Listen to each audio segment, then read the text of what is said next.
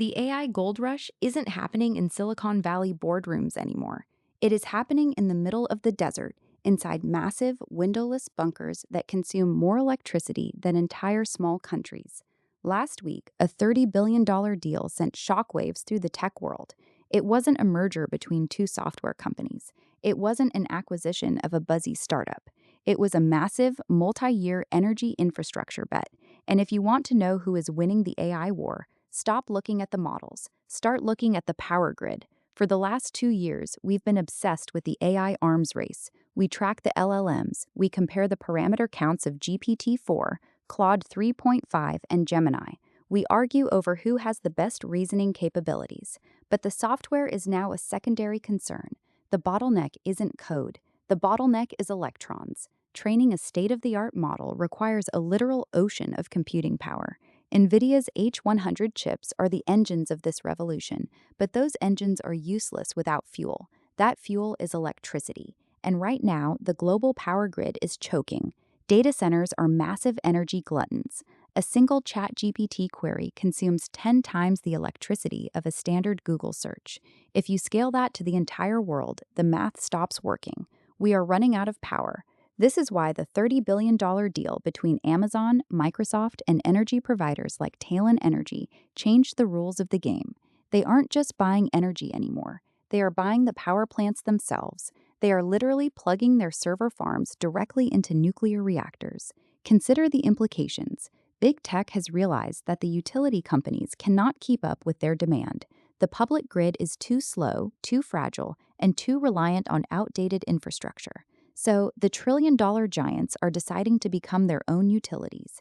They are bypassing the middleman to secure a constant, carbon-free supply of baseload power. This moves the goalposts of the AI war entirely. Winning the AI war used to mean having the best engineers. Then it meant having the most chips.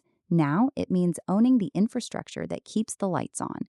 If you are an AI startup today, you don't just need a brilliant team and a pile of venture capital. You need a gigawatt of dedicated power. And if you can't get it, your model doesn't train, it doesn't scale, it dies in the waiting room. This is a massive consolidation of power, quite literally. The companies that can afford to subsidize nuclear energy, build private transmission lines, and lobby for grid reform are the only ones that will survive the next decade. Everyone else is just renting space in someone else's sandbox. Look at the hierarchy. At the top, you have the hyperscalers, Microsoft, Amazon, and Google. They have the balance sheets to bet billions on energy. Below them are the chip makers like NVIDIA, who provide the hardware. Below them are the foundation model companies like OpenAI and Anthropic.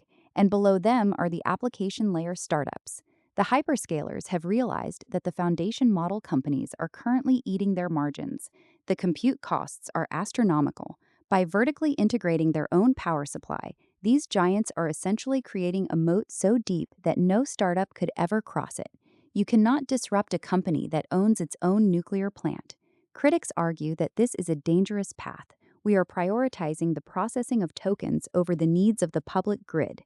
We are diverting clean energy away from residential homes and manufacturing hubs to feed a hungry beast of data centers that produce zero physical goods. But the tech giants see it differently. They see this as the Manhattan Project of the 21st century. They argue that AI will solve the energy crisis eventually through fusion research, advanced battery storage, and grid optimization. But that is a bet on the future. The $30 billion deal is a bet on the present. Think about the sheer scale of that number. $30 billion is more than the GDP of some nations. It is a level of capital expenditure that makes the dot-com bubble look like a lemonade stand. This isn't just about search results or chatbots. This is about rewriting the industrial foundation of the global economy. If you control the energy, you control the AI. If you control the AI, you control the cognitive output of the human species.